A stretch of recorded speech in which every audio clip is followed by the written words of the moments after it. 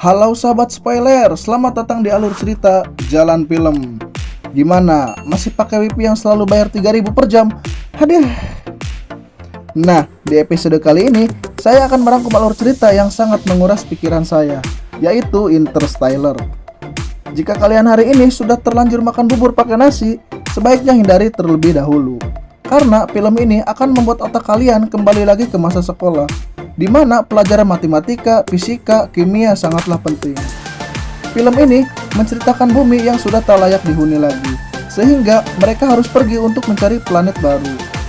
Daripada banyak ngomong, langsung saja masuk ke alur ceritanya.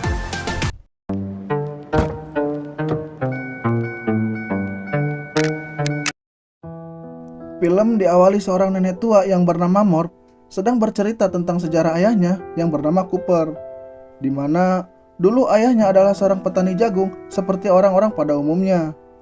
Sebelum dia jadi petani, Cooper adalah mantan seorang pilot yang bekerja untuk NASA. Namun, setelah kecelakaan itu, Cooper memutuskan untuk pensiun karena saat kecelakaan itu BPJS-nya tidak bisa dipakai.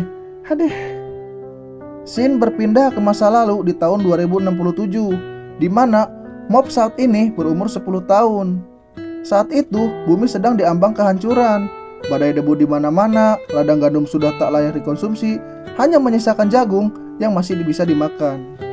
Di sini, Cooper tinggal bersama anak-anaknya yang bernama Tom dan Morph, serta ayah mertuanya yang bernama Donald.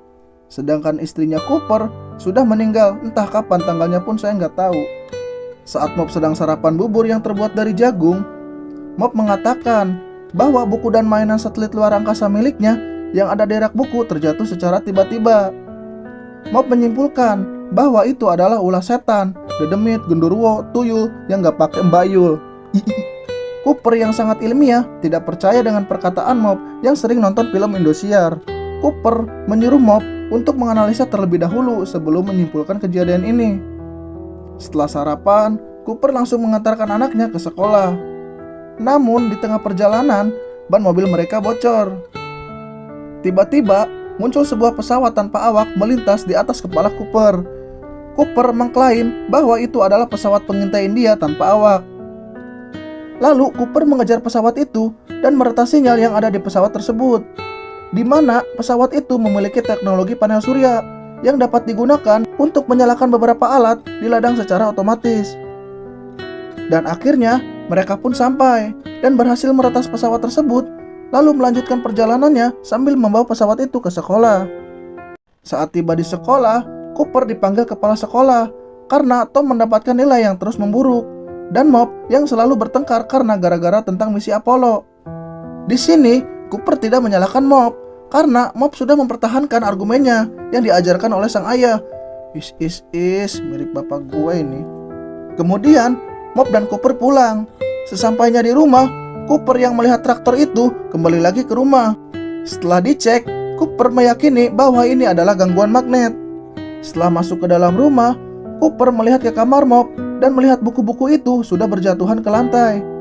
Di sini, ternyata Morph sudah meneliti sebelumnya kejadian hal tersebut.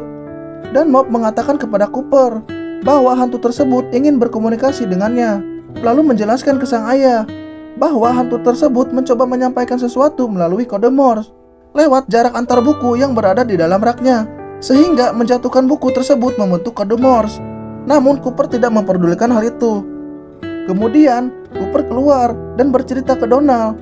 Mereka membicarakan tentang bumi sudah tidak layak dihuni karena saat ini hanyalah jagung yang bisa dikonsumsi saat ini. Di sore harinya, Cooper melihat pertandingan baseball. Namun tiba-tiba badai pasir datang dan pertandingan itu dihentikan sementara. Kemudian Cooper langsung pulang ke rumahnya.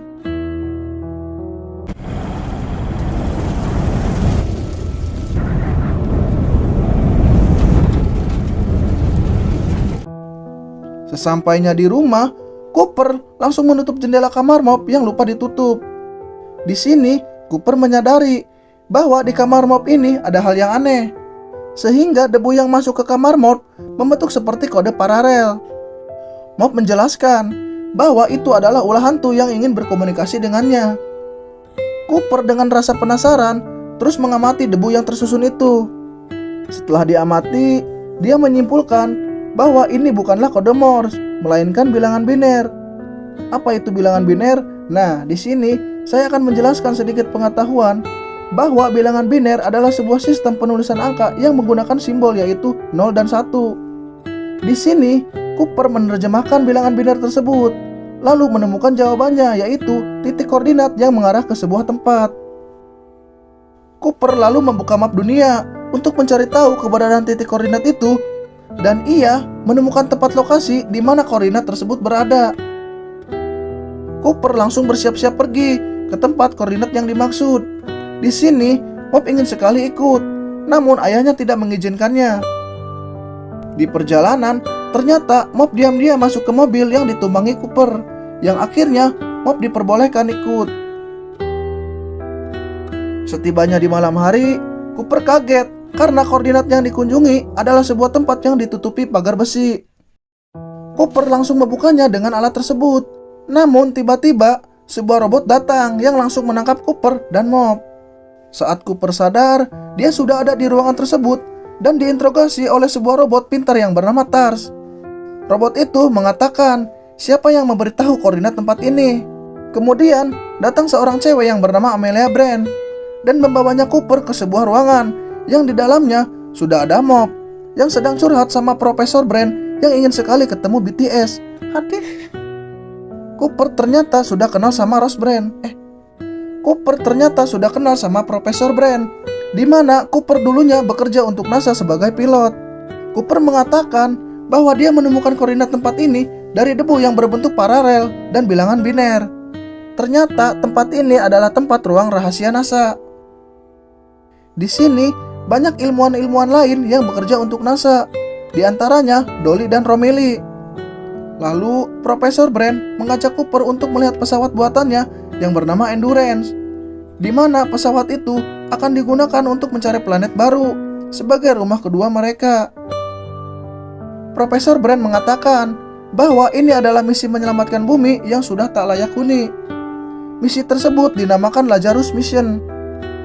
Profesor Brand meminta Cooper untuk menjadi pilot pesawat tersebut. Demi mencari planet baru, dia mengatakan bahwa anomali yang terjadi pada gravitasi debu yang ada di rumahnya kemungkinan pesan dari makhluk antar dimensi lain. Kemudian, di ruang rapat, Romilly menjelaskan tentang anomali ruang dan waktu yang berada di lubang cacing, di mana lubang cacing tersebut akan membawa mereka ke galaksi lain dengan waktu yang sangat singkat. Dengan begitu, mereka mempunyai kesempatan untuk mencari dunia baru.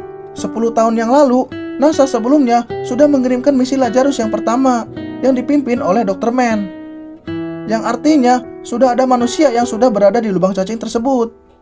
Di sini, Profesor Brand menjelaskan bahwa dia punya rencana tentang misi Lazarus tersebut. Rencana A, dia akan membawa seluruh umat manusia ke planet layak huni untuk rumah baru mereka. Dan rencana B, dia akan membawa sel telur manusia yang sudah terbuahi sebanyak 5.000 buah yang nantinya untuk dikembangbiakan di planet baru tersebut. Singkat cerita, Cooper pun pulang. Di sini, Mob marah karena Mob mengetahui bahwa ayahnya akan pergi untuk misi tersebut. Dan Cooper mengatakan dia tidak tahu bisa kembali lagi atau tidak untuk menyelesaikan misi tersebut. Di sini, Mob menjelaskan bahwa arti pesan hantunya itu adalah stay atau tinggallah jika diartikan melalui kode Morse. Bingung kan? Sama saya juga. Lalu Cooper memujuk Morp dan memberikan jam tangan tersebut, di mana jam itu disetel sama dengan Cooper itu sendiri, dan meyakini bahwa dia akan kembali, tetapi mereka akan memiliki usia yang sama saat kembali nanti. Karena perjalanan dengan kecepatan cahaya akan mempengaruhinya karena perbedaan ruang dan waktu.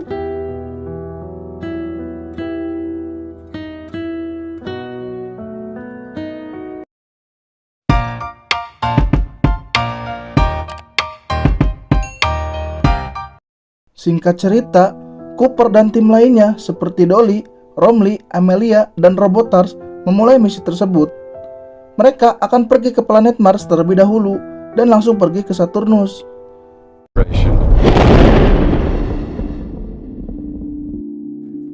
Taking control. It's coming up on the Endurance. 12 minutes out. Sebelum pergi ke sana, Cooper memasangkan pesawat Rangernya ke modul ruang angkasa Endurance.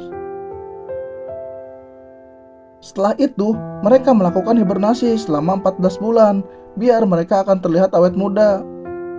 Setelah mereka selesai hibernasi, mereka telah sampai di planet Saturnus. Mereka bersiap-siap masuk ke lubang cacing tersebut, di mana lubang cacing tersebut akan membawa mereka melesat lebih jauh dengan waktu yang sangat cepat. Kemudian, mereka langsung masuk ke lubang cacing tersebut.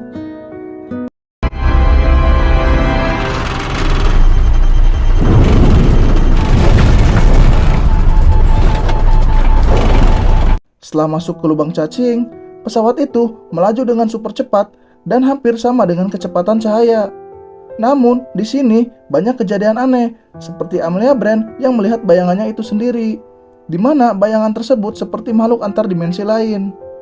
Setelah melewati lubang cacing, mereka telah keluar dari galaksi lain yang jaraknya bertahun-tahun cahaya, entah itu galaksi Bima Sakti ataupun Andromeda. Di sini, Cooper dan tim lainnya menjalankan misi tersebut dan membicarakan tentang 3 planet yang mereka akan kunjungi menurut data yang ada. Di antaranya, planet Miller yang mengirimkan sinyal dan begitu juga Dr. Man. Namun, berbeda dengan planet Edmund yang tidak ada kabar dan sinyal apapun. Romley mengatakan, mau ke planet mana dulu yang kita tuju? Ada 2 planet yang dekat dengan kita, yaitu planet Dr. Man dan Edmund. Tidak dengan planet Miller yang sangat bahaya karena berdekatan langsung dengan lubang hitam, di mana lubang hitam tersebut memiliki gravitasi yang sangat besar, sehingga 1 jam di planet Miller sama dengan 7 tahun di bumi. Waduh. Di sini, Cooper merencanakan untuk pergi ke planet Miller terlebih dahulu, dengan catatan bekerja dengan sangat cepat tanpa harus ada kesalahan sedikit pun. Karena jika mereka lama di sana, dipastikan kehidupan di bumi sudah punah. Setelah sepakat, mereka lalu pergi ke planet Miller menggunakan pesawat Ranger dan meninggalkan pesawat Endurance yang dikendalikan oleh Romley. Goodbye, Ranger. Setelah mereka sampai dan mendarat dengan selamat, Cooper dan tim lainnya kaget kebingungan. Ternyata planet Miller yang ia tuju hanyalah hamparan yang dipenuhi dengan air dan menemukan pesawat yang hancur dan masih mengirimkan sinyal. Saat mereka mengambil puing pesawat itu, tiba-tiba ombak besar datang yang mengarah ke mereka. Di sini, robot TARS langsung membawa Amelia yang sempat mengambil puing tersebut. Amelia dan Cooper lalu masuk ke dalam pesawat. Namun setelah mereka mau menolong Dolly untuk masuk, ombak besar langsung menghantam Dolly tepat saat pintu pesawat tertutup.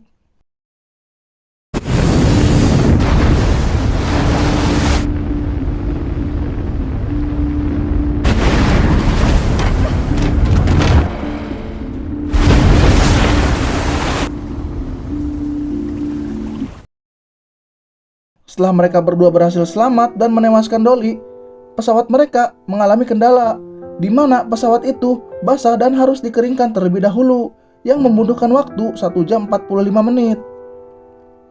Yang artinya, mereka sudah menghabiskan waktu 14 tahun di bumi. Amazing gak tuh? Emang rumit ini film.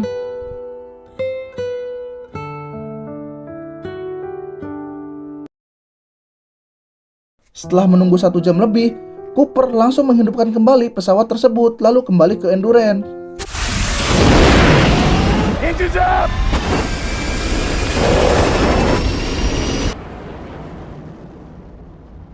Setelah sampai di pesawat Endurance, di sini Romley terlihat yang sudah menua. Ia sudah menunggu mereka selama 23 tahun. Dikarenakan perbedaan waktu yang mengorbiti lubang hitam dan planet Miller, yang membuat Amelia dan Cooper menyesal atas kejadian tersebut. Lalu Romley mengatakan ke Cooper bahwa ada banyak pesan dari bumi. Cooper langsung mengecek pesan tersebut, dan ternyata ia menerima pesan yang berisi anak-anak Cooper yang sudah dewasa.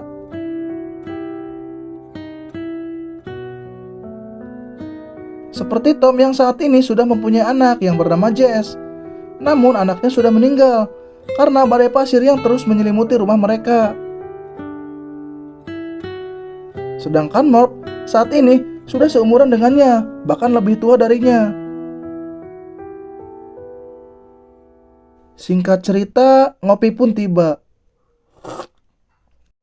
Di sini, Mop yang bekerja di kantor NASA membantu Profesor Brand untuk memecahkan gravitasi yang sampai sekarang belum dipecahkan.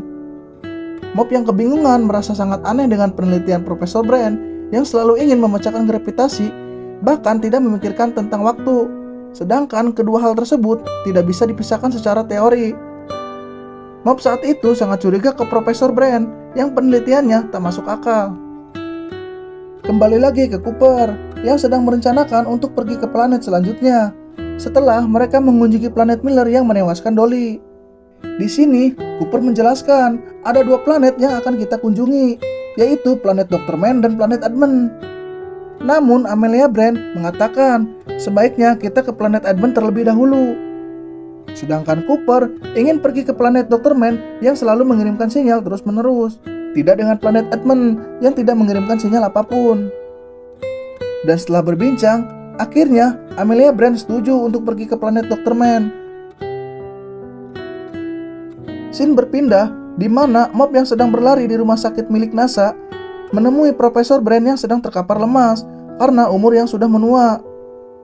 Di sini, Profesor Brand mengatakan dia sebenarnya sudah berbohong tentang misi untuk menyelamatkan bumi. Waduh. Profesor Brand mengatakan lagi, sebenarnya ada rencana B, yaitu menanam sel telur manusia yang sudah dibuahi untuk populasi manusia yang ada di planet lain dan membiarkan manusia yang ada di bumi, karena bumi sudah tak bisa diselamatkan lagi. Kemudian, Profesor Brand pun meninggal. Aduh, rumit cok, pusing pala gua. Bingung kan? Sama gue juga. Udah nanti dilanjut part 2 lah, otak gue udah gak bisa dicerna lagi nih. Jangan lupa yang nonton di like, di subscribe biar gue semangat lagi. Bye bye.